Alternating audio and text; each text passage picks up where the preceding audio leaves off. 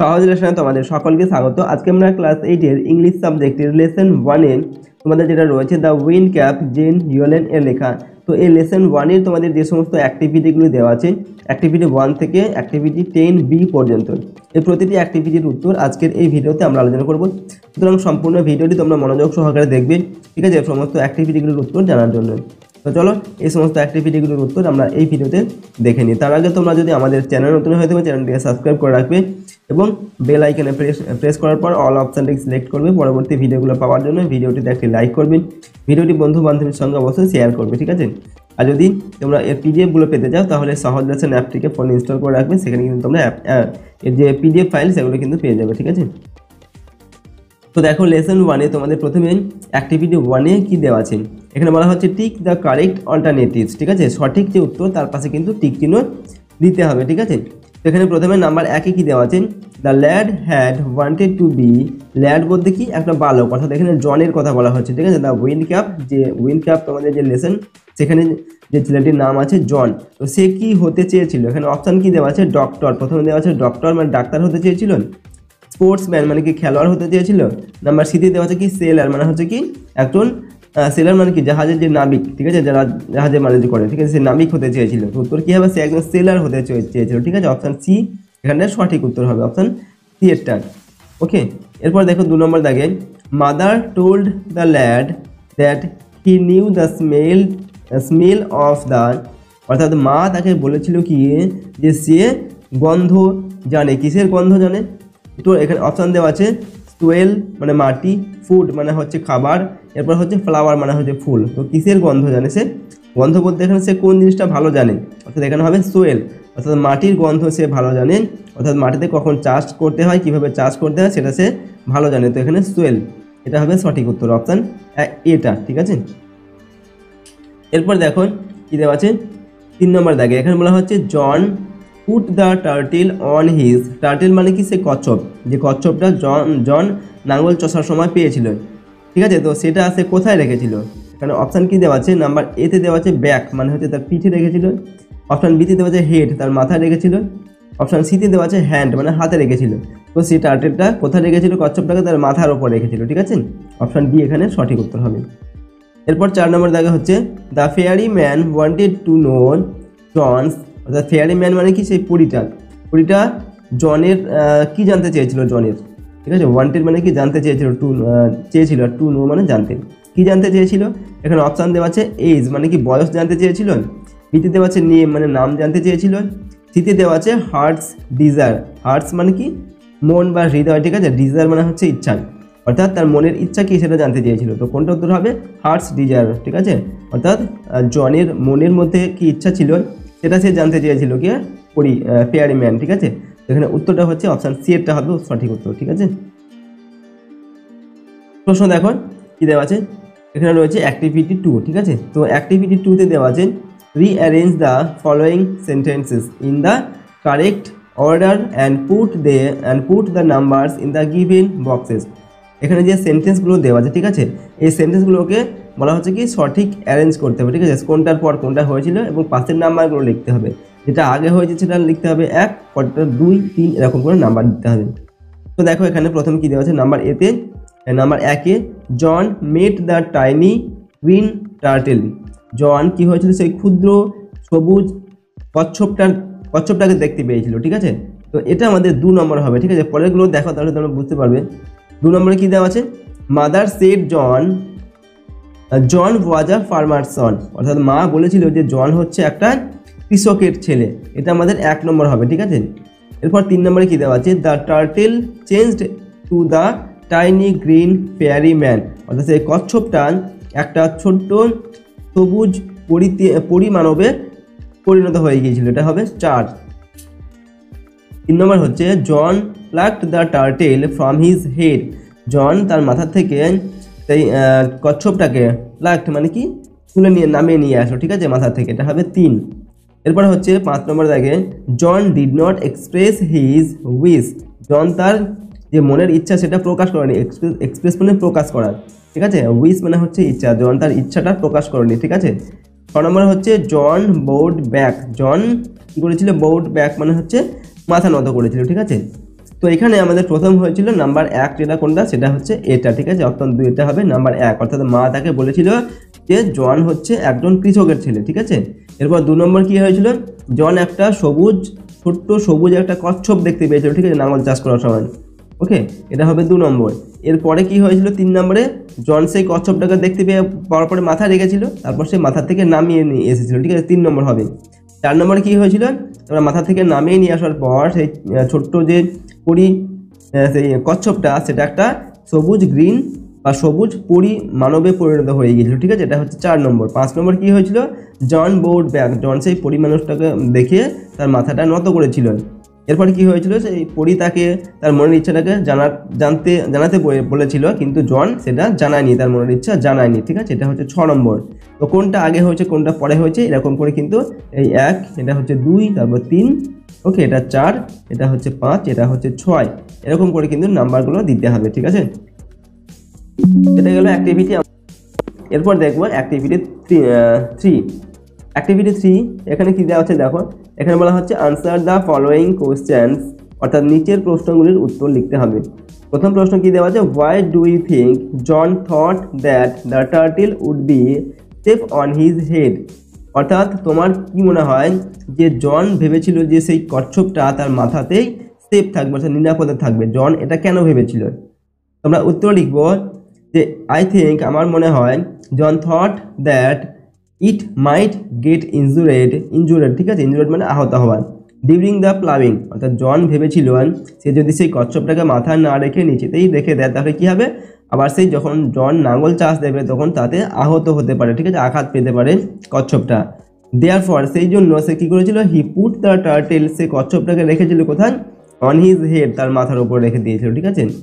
এরপরে দেখো অ্যাক্টিভিটি 4, এখানে কি দেওয়া আছে, এখানে বলা হচ্ছে complete the following sentences with information from the text, ঠিক আছে, অর্থাৎ তোমাদের টেক্সট থেকে বা পাঠ্য বই থেকে তথ্য নিয়ে এখানে যে শূন্যস্থানগুলো দেওয়া আছে সেগুলোকে পূরণ করতে হবে।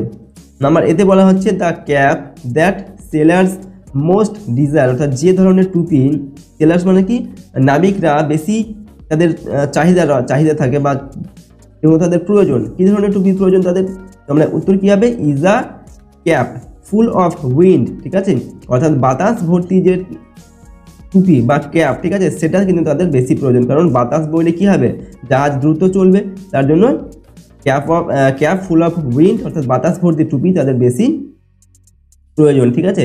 তো এখানে শূন্যস্থানে তোমরা এই অংশটুকু কিন্তু লিখতে হবে, এগুলো তোমাদের বইয়ের মধ্যে কিন্তু দেওয়া আছে, বই থেকে খুঁজে নিয়ে লিখতে হবে, ঠিক আছে। পরের প্রশ্ন হচ্ছে দেখো নাম্বার বিতে কি দেওয়া আছে, seeing a ship anchored near the shore, shore মানে কি, সমুদ্রের যে তীর, ঠিক আছে, অর্থাৎ সমুদ্রের তীরে কি হয়েছিল, একটা জাহাজ, অ্যাঙ্কার্ড মানে কি, নোঙর বেঁধে ছিল আর কি, বাঁধা ছিল, ঠিক আছে, সেটা দেখে কি হয়েছিল, জন কি করেছিল সেটা দেখে, John requested the captain to take him along, ঠিক আছে, অ্যালং, অর্থাৎ জন যখন দেখলো যে একটা জাহাজ তীরে নোঙর করে বাঁধা আছে, তখন সে সেখানকার সেই জাহাজের ক্যাপ্টেনকে অনুরোধ করেছিল বা রিকোয়েস্ট করেছিল যে তাকে যেন তাদের সঙ্গে করে নিয়ে যায়, ঠিক আছে। এরপর হচ্ছে number C, by twisting the cap, অর্থাৎ ক্যাপটিকে দুমড়ে মুচড়িয়ে জন কুড সামন মানে কি, কোনো কিছুকে ডেকে নিয়ে আসা, জন কি ডেকে নিয়ে এসেছিল, উত্তর হবে এখানে the cast wind and the east wind and the west wind, অর্থাৎ ইস্ট মানে কি পূর্ব দিকের বাতাস এবং পশ্চিম দিকের বাতাস, ঠিক আছে, দুই দিক থেকেই কিন্তু বাতাস ডেকে এনেছিল জন, যার ফলে জাহাজটা ছিন্ন ভিন্ন হয়েছিল আর কি, ঠিক আছে।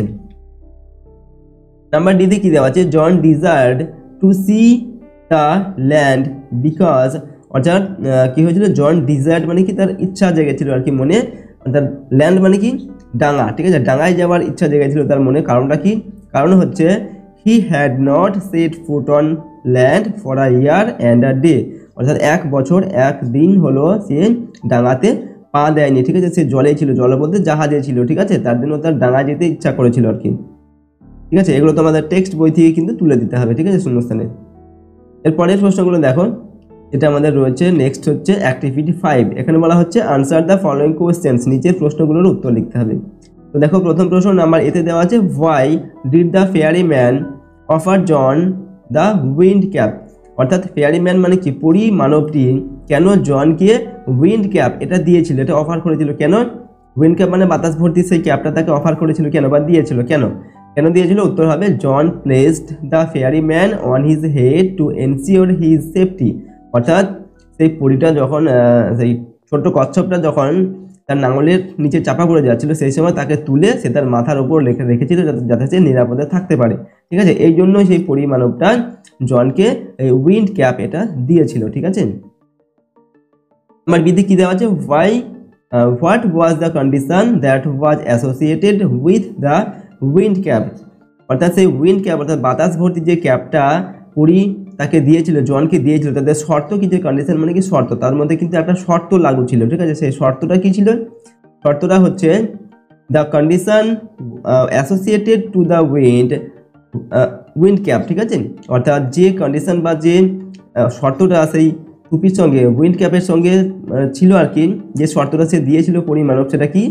ওয়াজ that no human hand would ever be able to remove it from his head। অর্থাৎ কোনো হিউম্যান হ্যান্ড মানে কি কোনো মানুষের হাত সেই টুপিটাকে কিন্তু তার মাথা থেকে সরিয়ে ফেলতে পারবে না বা মাথা থেকে খুলে ফেলতে পারবে না। ঠিক আছে, কোনো মানুষই কিন্তু তার মাথা থেকে সেটাকে খুলতে পারবে না, এটাই ছিল কন্ডিশন। অর্থাৎ সবসময়তেই তার সেই টুপিটা তার মাথাতেই কিন্তু থাকবে, এটাই ছিল কন্ডিশন বা এটাই ছিল শর্ত।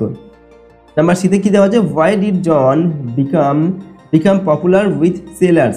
অর্থাৎ পপুলার মানে কি জনপ্রিয়, কেন জন খুব জনপ্রিয় হয়ে উঠেছিল উইথ সেলার। সেলার মানে জাহাজের যে নাবিক, তাদের খুব প্রিয় হয়ে উঠেছিল কেন বা জনপ্রিয় হয়ে উঠেছিল কেন? উত্তর কি হবে এখানে? John could supply the wind that sailors called for. অর্থাৎ John could supply the wind, অর্থাৎ জন বাতাস সরবরাহ করতে পারতো। সাপ্লাই মানে কি সরবরাহ করা, যেহেতু তার কাছে উইন্ড ক্যাপ ছিল, সেই ক্যাপ থেকে কি বাতাস বেরোতো আর কি। ঠিক আছে, সেটা ছিল তার জন্য কি হতো?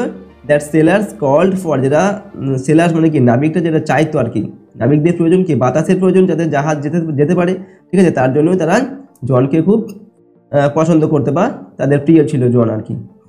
ঠিক আছে, এরপর দেখো নেক্সট অ্যাক্টিভিটি যেটা আমাদের রয়েছে, অ্যাক্টিভিটি 6।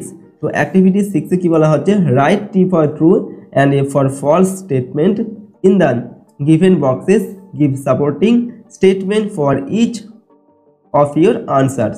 ঠিক আছে, অর্থাৎ এখানে যে তথ্যগুলো দেওয়া আছে সেটা যদি ঠিক হয় তার পাশে লিখতে হবে আমাদের টি। ঠিক আছে, ঠিক হলে লিখতে হবে টি, আর ভুল হলে লিখতে হবে এফ। তার সঙ্গে সাপোর্টিং স্টেটমেন্ট লিখতে হবে, কেন ভুল বলছো, কেন তুমি ঠিক বলছো। ঠিক আছে, সেই সম্পর্কে যুক্তি লিখতে হবে। এই যুক্তিগুলো তোমরা টেক্সট বইয়ের মধ্যে কিন্তু পেয়ে যাবে। তো এখানে প্রথমটা আমাদের কি দেওয়া আছে দেখো, নাম্বার এতে, John never dreamed about the land. অর্থাৎ জন কখনোই ডাঙাতে যাওয়ার স্বপ্ন দেখতো না।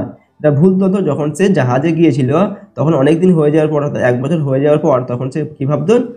সে ডাঙাতে যাওয়ার তার মন চাইতো। ঠিক আছে, সে স্বপ্ন দেখতো, স্বপ্নময় কি যে সে ডাঙায় যাবে, তো এটা ফলস হবে। ঠিক আছে, এফ হবে। এবং এখানে আমরা সাপোর্টিং স্টেটমেন্ট কি লিখবো? John could not stop dreaming of the land. অর্থাৎ জন ডাঙায় যাওয়ার যে স্বপ্ন সেটা দেখা থামায়নি বা সেটা দেখতেই থাকতো। ঠিক আছে, ডাঙায় যাওয়ার স্বপ্ন সে দেখতো। এটা কিন্তু আমাদের বইয়ে দেওয়া আছে, বই থেকে তুলে নিয়ে এখানে লিখতে হবে। Number B, the squall was called up because John was sleeping. এটা হবে এফ আমাদের। ঠিক আছে, এবং সাপোর্টিং স্টেটমেন্ট কি লিখবে? এখানে সাপোর্টিং স্টেটমেন্ট হবে, it was called up the squall from the open sky that hit the sea without warning. ঠিক আছে, টেক্সট থেকে তুলে নিয়ে কিন্তু লিখতে হবে। নাম্বার সিতে দেখো, the captain was angry with John. The captain মানে কি জাহাজের যে ক্যাপ্টেন। ঠিক আছে, জাহাজের যে ক্যাপ্টেন হয় তিনি কি হয়েছিল? জনের ওপরে খুব রেগে গিয়েছিলেন। ঠিক আছে, এটা সঠিক তথ্য। তিনি জনের উপর রেগে গিয়েছিলেন, কারণ কি জন পূর্ব দিক থেকে বা পশ্চিম দিক থেকে বাতাস চালিয়েছিল এবং জাহাজটাকে খুব দুলিয়ে দিয়েছিল আর কি। ঠিক আছে, তার জন্য ক্যাপ্টেন রেগে গিয়েছিল। ঠিক আছে, এবং সাপোর্টিং স্টেটমেন্ট কি লিখবো আমরা? সাপোর্টিং স্টেটমেন্ট লিখবো, the captain angrily grabbed John with the tail of his striped cap and twisted him thrice and flung him out of the sea। কি হয়েছিল?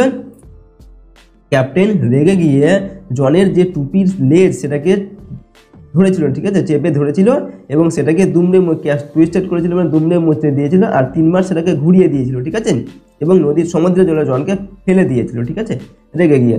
সুতরাং ক্যাপ্টেন রেগে গিয়েছিল, তো টি হবে। ঠিক আছে, নেক্সট হচ্ছে নাম্বার ডিতে দেওয়া আছে, John did not return the wind cap to the fairy man. অর্থাৎ জন ফেয়ারি ম্যানকে বা পরিমানবকে সেই টুপিটা রিটার্ন করেনি বা ফিরিয়ে দেয়নি। রিটার্ন মানে কি ফিরিয়ে দেওয়া। ফিরিয়ে দেয়নি, এটা ভুল তথ্য, জন কিন্তু ফিরিয়ে দিয়েছিল, তার জন্য এটা হবে এফ, ঠিক আছে। এবং সাপোর্টিং স্টেটমেন্ট কি লিখবেন? সাপোর্টিং স্টেটমেন্ট আমরা লিখবো হি প্লেসড দ্য উইন্ড ক্যাপ, ঠিক আছে, আন্ডার আ স্টোন, অর্থাৎ আন্ডার আ স্টোন মানে কি একটা পাথরের নিচে। জন সেই টুপিটাকে, উইন্ড ক্যাপটাকে একটা পাথরের নিচে রেখেছিল, প্লেসড মানে কি রেখেছিল। ফায়ার হি নিউ, ঠিক আছে, যেখানে সে জানতো the fairy man would find it, ঠিক আছে, এবং সে জানতো যে সেখান থেকে সেই পরিমানবটি সেই টুপিটাকে কিন্তু খুঁজে পেয়ে যাবে এবং সেখান থেকে সে নিয়ে যাবে, ঠিক আছে। এটা গেল আমাদের অ্যাক্টিভিটি 6 এর আনসারগুলো, ঠিক আছে। নেক্সট দেখো অ্যাক্টিভিটি কি রয়েছে 7। অ্যাক্টিভিটি 7-এ আমাদের দেওয়া আছে আনসার দ্য ফলোয়িং কোশ্চেন্স, নিচের প্রশ্নগুলোর উত্তর আমাদের লিখতে হবে।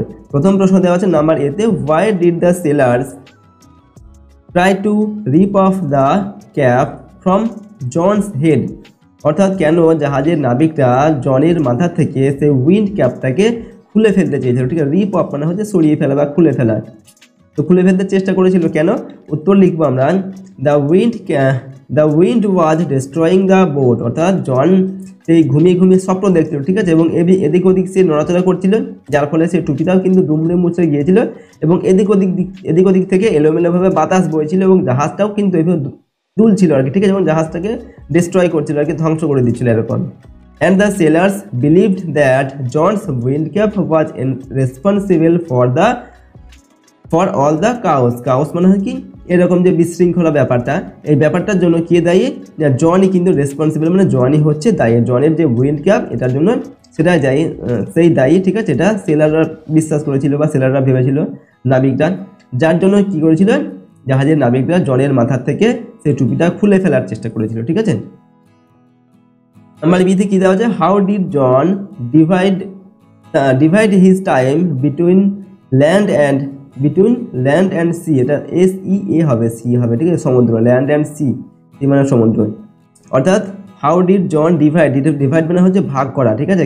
কিভাবে জন ভাগ করেছিল, ল্যান্ড মানে হচ্ছে ভূমি বা ডাঙা, আর সমুদ্রের মধ্যে, অর্থাৎ জন কিভাবে কতদিন ডাঙায় থাকতো, কতদিন জলে থাকতো, সেই উত্তরটা কিন্তু আমাদের এখানে লিখতে হবে, ঠিক আছে। কীভাবে লিখবো, যে John spent half of the year on the ship and half on the shore, অর্থাৎ জন বছরের অর্ধেক বছর অর্থাৎ 6 মাস থাকতো কোথায়, জাহাজে, এবং 6 মাস থাকতো ডাঙাতে, এইভাবে সে সময়টাকে ডিভাইড করেছিল বা ভাগ করেছিল, ঠিক আছে। বছরের অর্ধেক থাকতো ডাঙায়, অর্ধেক থাকতো জলে বলতে জাহাজে আর কি, ঠিক আছে। নাম্বার সি হচ্ছে, do you think John was rightly called captain turtle, অর্থাৎ তুমি কি মনে করো যে জনকে যে ক্যাপ্টেন টার্টেল এই নামটা দেওয়া হয়েছিল। টার্টেল মানে কি কচ্ছপ, ঠিক আছে, ক্যাপ্টেন মানে হচ্ছে কি জাহাজের যে ক্যাপ্টেন, তো ক্যাপ্টেন টার্টেল তাকে বলা হতো, এটা কি তুমি মনে করো যে এটা তাকে ঠিকই বলা হতো? তোমার কি মনে হয়?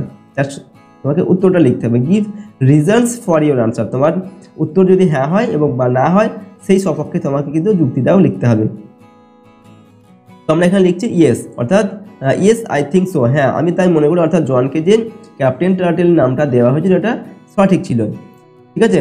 That John was rightly called captain of turtle, ঠিক আছে, অর্থাৎ জনকে ক্যাপ্টেন অফ টার্টেল বা ক্যাপ্টেন টার্টেল যেটা বলা হতো সেটা ঠিকই বলা হতো, বিকজ কারণ কি, he was really on the water and land, অর্থাৎ সে সত্যি জলেও থাকতো এবং ডাঙাতে থাকতো। কচ্ছপ যেমন জলেও থাকে ডাঙাতে থাকে, তেমনি জনও 6 মাস থাকতো কি জাহাজে, আর 6 মাস থাকতো ডাঙায়, ঠিক আছে, তার জন্য তাকে ক্যাপ্টেন টার্টেল নাম দেওয়া হয়েছিল, ওকে।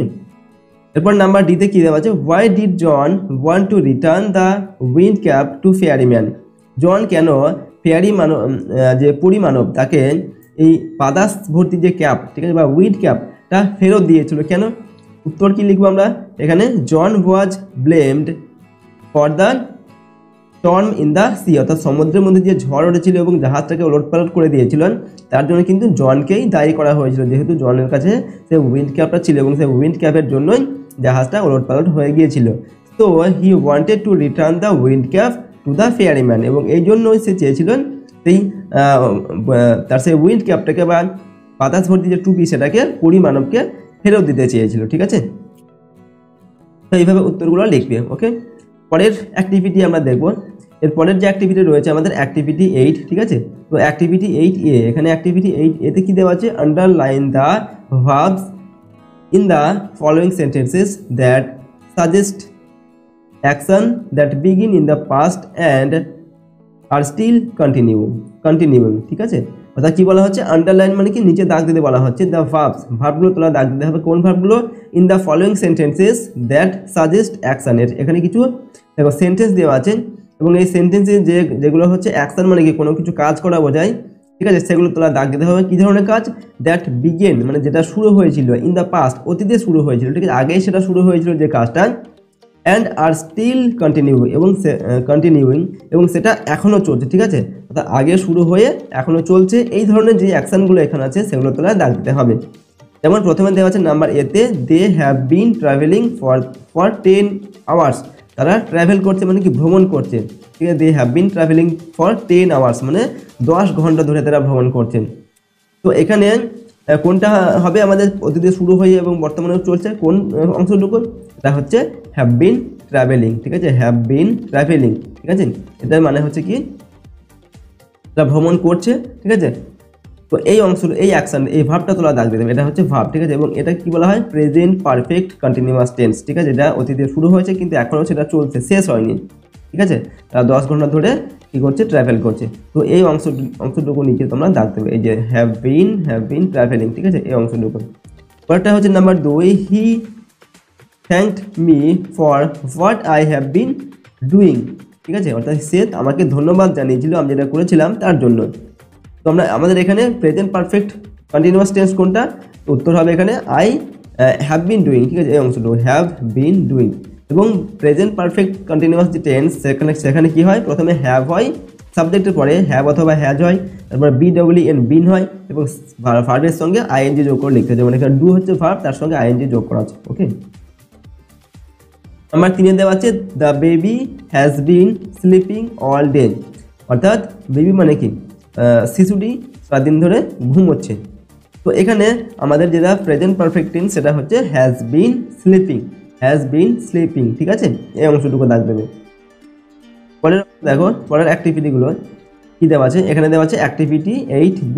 কি বলা হচ্ছে না, underline the verbs in the following sentences that suggest actions that begin before a certain point in the past and continued up to the time, ঠিক আছে, অর্থাৎ এখানেও সেই অ্যাকশন ভার্বগুলো তোলা দাগ দিতে হবে, যেগুলো বলা হয়েছে যেগুলো অতীতে শুরু হয়েছে কিন্তু একটা সার্টেন পয়েন্ট, একটা নির্দিষ্ট একটা পয়েন্ট থেকে শুরু হয়েছে, একটা বিন্দু থেকে বা একটা নির্দিষ্ট একটা সময় থেকে শুরু হয়েছে এবং এখনও চলছে, ঠিক আছে, কন্টিনিউড আপ এবং এখনও চলছে, এরকম বোঝাচ্ছে, সেগুলো তোলা দাগ দিতে হবে। যেমন কি দেওয়া আছে number 1, they had been playing, ঠিক আছে, তারা খেলছিল, in the field for an hour, ঠিক আছে, মাঠে, ইন দ্য ফিল্ড মানে কি মাঠে, আর ফর অ্যান আওয়ার মানে হচ্ছে 1 ঘন্টা ধরে, বিফোর মাদার কল্ড দেম, ঠিক আছে, তাদের মা তাদেরকে ডাকার আগে পর্যন্ত তারা মাঠে 1 ঘন্টা ধরে খেলছিল।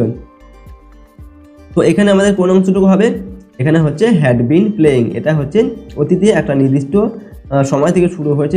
এখানে কি দেওয়া আছে? ফর অ্যান আওয়ার, ঠিক আছে, 1 ঘন্টা ধরে তারা খেলছে। এটা হচ্ছে পাস্ট পারফেক্ট কন্টিনিউয়াস টেন্স, ঠিক আছে, পাস্ট পারফেক্ট কন্টিনিউয়াস টেন্সে কি হয়? হ্যাড, তারপর বিন, তারপর ভার্বের সঙ্গে আইএনজি যোগ করে লিখতে হয়, ঠিক আছে। তো এই অংশটুকু নিচে দাগ দেবে, যে হ্যাড বিন প্লেয়িং, এই অংশটুকু নিচে। নেক্সট নাম্বার 2 কি দেওয়া আছে? When I visited my uncle he had been teaching in the school there for 5 years, অর্থাৎ when I visited my uncle, যখন আমি আঙ্কেলের সঙ্গে দেখা করেছিলাম, হি হ্যাড বিন টিচিং, তিনি টিচিং করছিলেন বা পড়াচ্ছিলেন আর কি, ঠিক আছে, ইন দ্য স্কুল মানে স্কুলে, দেয়ার, ঠিক আছে, দেয়ার মানে সেখানে, ফর 5 ইয়ার্স মানে 5 বছর ধরে পড়াচ্ছিলেন, ঠিক আছে। তো এখানে হ্যাড বিন টিচিং, এটা হচ্ছে পাস্ট পারফেক্ট টেন্স, তো এটা নিচে দাগ দিতে হবে, ঠিক আছে, had been doing, had been teaching. পরেরটা দেখবো আমরা অ্যাক্টিভিটি 3তে। এখানে দেওয়া আছে Rita had been studying in our school for the last 8 years, ঠিক আছে, সিন্স আই মেট হার। তো এখানে কোনটা হবে? First perfect tense had been studying, ঠিক আছে, রিতা হ্যাড বিন স্টাডিং, অর্থাৎ রিতা স্টাডি করছিল ইন আওয়ার স্কুল, আমাদের স্কুলে, ঠিক আছে, ইন আওয়ার স্কুল মানে আমাদের স্কুলে, ফর দ্য লাস্ট 8 ইয়ার্স গত 8 বছর ধরে, সিন্স আই মেট হার, যখন আমি তার সঙ্গে দেখা করেছিলাম বা আমার দেখা হয়েছিল, ঠিক আছে, তখন থেকে বা তার 8 বছর ধরে সে পড়াশোনা করছিল। এখানে হ্যাড বিন স্টাডিং, এটা হচ্ছে পাস্ট পারফেক্ট টেন্স এবং এটা নিচে দাগ দিতে হবে, ঠিক আছে। পরের অ্যাক্টিভিটি দেখো কি দেওয়া আছে, এখানে বলা হচ্ছে অ্যাক্টিভিটি 8C। তো অ্যাক্টিভিটি 8C তে দেওয়া আছে fill in the blanks with either the present perfect continuous or past perfect continuous tense. তো ফিল ইন দ্য ব্ল্যাঙ্কস, এখানে ব্ল্যাঙ্ক দেওয়া আছে অর্থাৎ ফাঁকা ঘর দেওয়া আছে, সেগুলোকে পূরণ করতে হবে, ঠিক আছে। এবং সেগুলোকে হয় প্রেজেন্ট পারফেক্ট কন্টিনিউয়াস টেন্স দিয়ে পূরণ করতে হবে, যেগুলো আমরা অ্যাক্টিভিটি 8-এর এ আর বিতে দেখলাম। এতে দেখলাম কি প্রেজেন্ট পারফেক্ট কন্টিনিউয়াস টেন্স এবং বিতে ছিল পাস্ট পারফেক্ট কন্টিনিউয়াস টেন্স, ঠিক আছে। তো সেই ধরনের ভার্ব দিয়ে এগুলোকে পূরণ করতে হবে, ঠিক আছে। যেমন প্রথমে দেওয়া আছে নাম্বার এ দ্য ট্রেন, এখানে ভার্ব দেওয়া আছে হচ্ছে পোর, ঠিক আছে। না, এটা হচ্ছে দ্য রেন, ঠিক আছে। হোয়েন আই লেফট হোম দেওয়া আছে এখানে, তো এখানে কি হবে দ্য রেন, এখানে হবে হ্যাড বিন পোরিং, ঠিক আছে। হ্যাড বিন পোরিং মানে কি দ্য বৃষ্টি পড়ছিল, ঠিক আছে। পোর মানে কি পড়া বা ঢালা এরকম। তো বৃষ্টি পড়ছিল হোয়েন আই লেফট হোম, যখন আমি বাড়ির থেকে বেরোলাম, ঠিক আছে, তখন বৃষ্টি পড়ছিল। এটা হচ্ছে পাস্ট পারফেক্ট কন্টিনিউয়াস টেন্স। এরপর নাম্বার 2 হচ্ছে দ্য ইঞ্জিনিয়ার্স, এখানে ড্যাশ দেওয়া আছে। এরপর দেওয়া আছে কি the bridge for the past few months, এখানে ভার্ব হচ্ছে বিল্ড। তো বিল্ড কি হবে হ্যাভ বিন বিল্ডিং, বিল্ডের সঙ্গে আইএনজি যোগ হবে। এখানে পোর দেওয়া আছে, পোরের সঙ্গে আইএনজি যোগ করা হবে পোরিং, ঠিক আছে। এটা পাস্ট পারফেক্ট বলে হ্যাডের সঙ্গে বিন হবে, আর প্রেজেন্ট পারফেক্ট হলে হ্যাভ বা হ্যাজ তার সঙ্গে বিন হবে, ঠিক আছে। এখানে যেহেতু ইঞ্জিনিয়ার্স মানে হচ্ছে ইঞ্জিনিয়ার্স মানে কি এটা অনেকগুলি ইঞ্জিনিয়ার্স, অর্থাৎ এটা হচ্ছে কি একটা থার্ড পারসন প্লুরাল সাবজেক্ট, ঠিক আছে, অনেকগুলো, তার জন্য হ্যাভ হবে। যদি সিঙ্গুলার সাবজেক্ট হতো তাহলে হতো হ্যাজ, ঠিক আছে। তো হ্যাভ বিন কি হবে বিল্ডিং, অর্থাৎ ইঞ্জিনিয়াররা একটা ব্রিজ তৈরি করছেন, ঠিক আছে, কতদিন ধরে ফর পাস্ট ফিউ মান্থস, ঠিক আছে, গত 5 মাস, গত কয়েক মাস ধরে, ঠিক আছে, কয়েক মাস ধরে। নাম্বার 3 কি দেওয়া আছে দ্য প্ল্যাটফর্ম দ্য পারফরম্যান্স, ঠিক আছে। দ্য পারফরম্যান্স ড্যাশ দেওয়া আছে এখানে, এখানে দেওয়া আছে সিন্স ইভিনিং, ভার্ব হচ্ছে সিং। তো কি হবে প্রেজেন্ট পারফেক্টে যদি আমরা লিখি কি হবে হ্যাভ বিন সিঙ্গিং হবে, সিং এর সঙ্গে আইএনজি যোগ হবে, ঠিক আছে। The performers have been singing since evening. The performance বলতে কি যারা প্রতিযোগিতায় বা কোনো কিছু করে আর কি, ঠিক আছে, সেই পারফরমার্স যারা, ঠিক আছে, তারা কি করছে সন্ধ্যের থেকে, সিন্স ইভিনিং মানে সন্ধ্যেবেলা থেকে তারা কি করছে গান গাইছে, ঠিক আছে। আর নাম্বার হচ্ছে অ্যাট দ্য টাইম মিস্টার রয়, এখানে ড্যাশ দেওয়া আছে। পোয়েমস ফর 1 মান্থ, এখানে দেওয়া আছে রাইট ভার্ব দেওয়া আছে, ঠিক আছে। তো অ্যাট দ্যাট টাইম মানে কি সেই সময়ে, ওকে, মিস্টার রয় এটা হ্যাড বিন রাইটিং, ঠিক আছে। হ্যাড বিন রাইটিং এটা পাস্ট পারফেক্ট টেন্স, রাইটের সঙ্গে আইএনজি যোগ করলাম। তো mister Roy had been writing poems, right কি করছিল পোয়েম লিখছিলেন ফর 1 মান্থ 1 মাস ধরে, ঠিক আছে। এভাবে পূরণ করতে হবে। পরের অ্যাক্টিভিটি দেখো, এখানে রয়েছে অ্যাক্টিভিটি আমাদের 9। অ্যাক্টিভিটি 9-এ কি দেওয়া আছে replace the underlined words with their antonyms. Antonyms মানে হচ্ছে কি বিপরীত শব্দ, আর রিপ্লেস মানে হচ্ছে কি পরিবর্তন করা। আন্ডারলাইন মানে হচ্ছে নিচে দাগ দেওয়া আছে সেই শব্দগুলো কি করতে হবে পরিবর্তন করে লিখতে হবে এবং তাদের অ্যান্টোনিম লিখতে হবে, অর্থাৎ বিপরীত শব্দ লিখতে হবে। যেমন এখানে দেওয়া আছে ওবেড, ওবেড মানে কি কাউকে ওবেড মানে হচ্ছে মান্য করা, মেনে চলা আর কি, ঠিক আছে। আর যদি না মানা সেটা হচ্ছে বিপরীত শব্দ কি হবে ডিসওবেড মানে হচ্ছে অমান্য করা। তো ওবেডের বিপরীত শব্দ হবে এখানে ডিসওবেড, ঠিক আছে।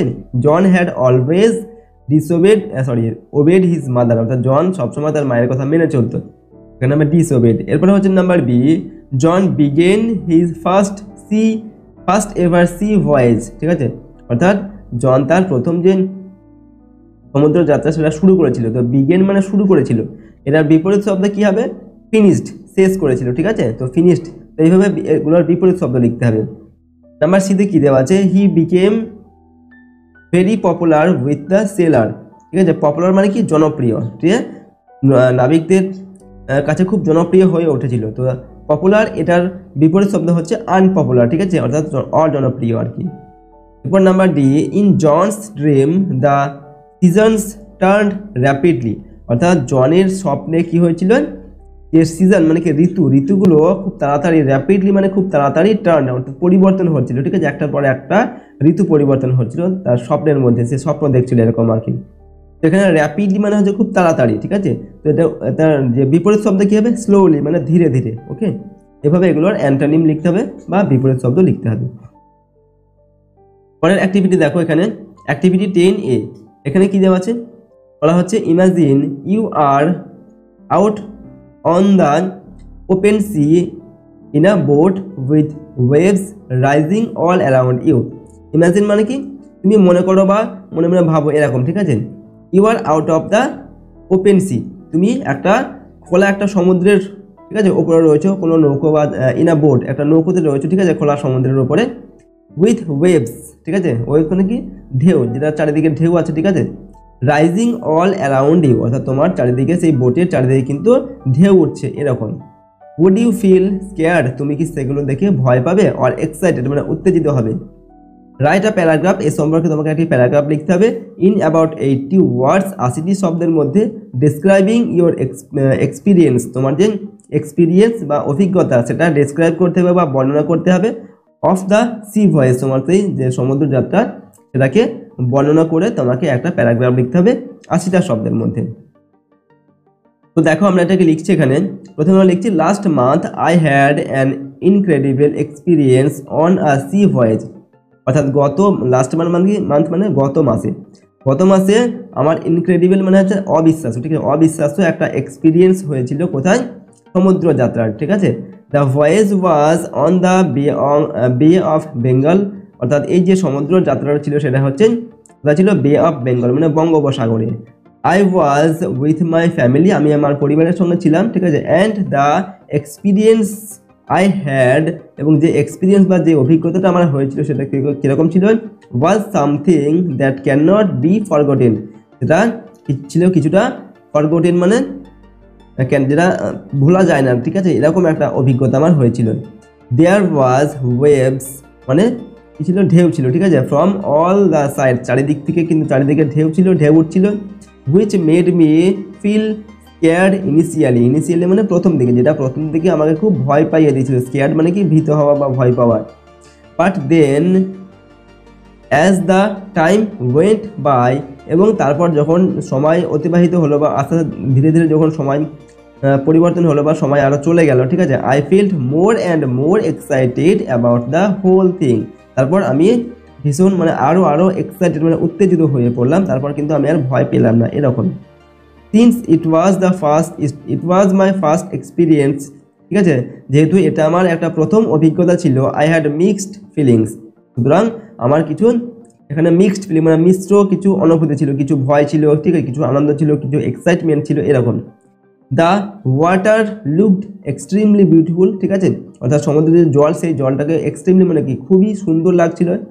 I didn't want to end the journey, আমি এই জার্নি বা এই যাত্রাটিকে আমি শেষ করতে চাইছিলাম না, ঠিক আছে, আরও থাকতে চাইছিলাম। I could feel the waves, আমি সমুদ্রের যে ঢেউ সেটাকে অনুভব করতে পারছিলাম।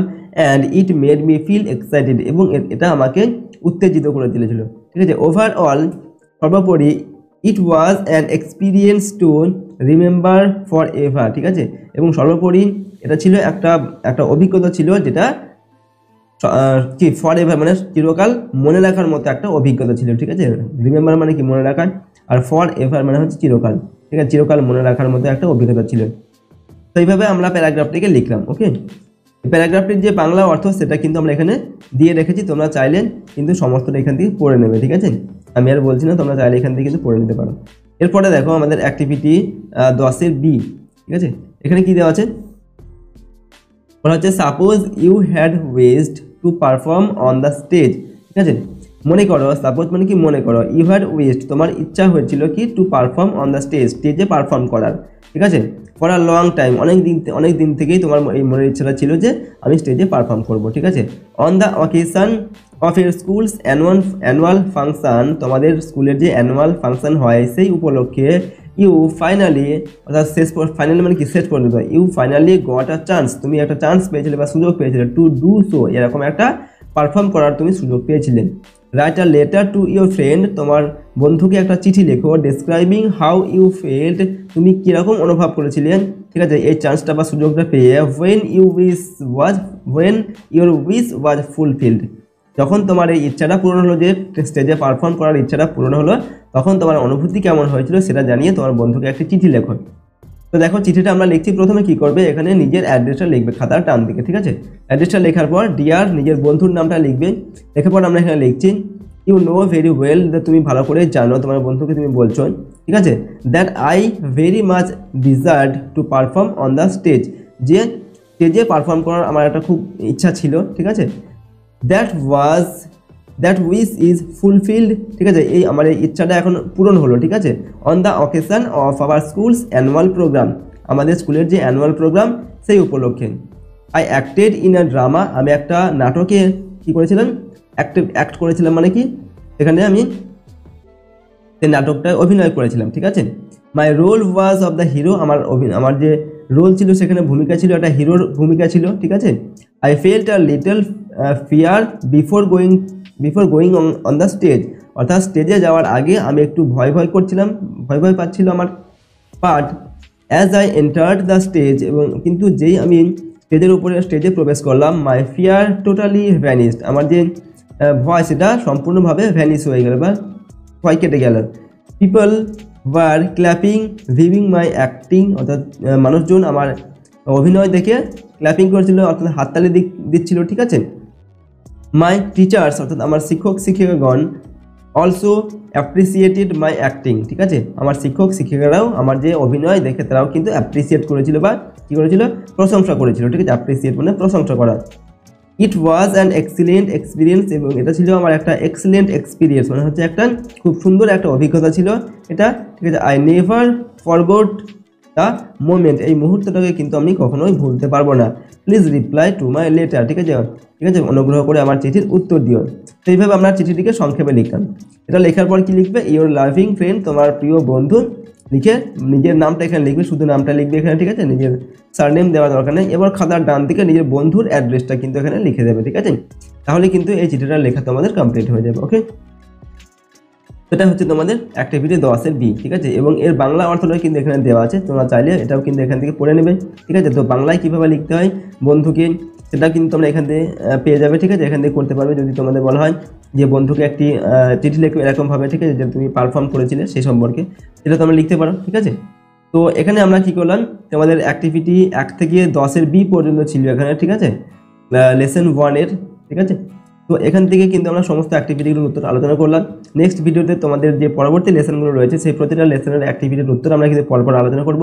তার জন্য অবশ্যই তোমরা চ্যানেলটিকে সাবস্ক্রাইব করে রাখবে, ঠিক আছে, এবং বেল আইকনে প্রেস করার পর অল অপশানটিকে সিলেক্ট করে নেবে পরবর্তী ভিডিওগুলো পাওয়ার জন্য। আর ভিডিওটিতে অবশ্যই একটি লাইক করবে এবং ভিডিওটি তোমার বন্ধু বান্ধবীর সঙ্গে শেয়ার করবে। তো আজকের এই ভিডিওটিকে আমরা এখানেই শেষ করছি। ওকে, এবং তোমরা যদি এর পিডিএফগুলো পেতে চাও তাহলে কিন্তু সহজ ভাষার অ্যাপটিকে ফোনে ইনস্টল করে নেবে, ঠিক আছে। তো আজকে আমরা এখানে শেষ করছি। সম্পূর্ণ ভিডিওটি দেখার জন্য অসংখ্য ধন্যবাদ।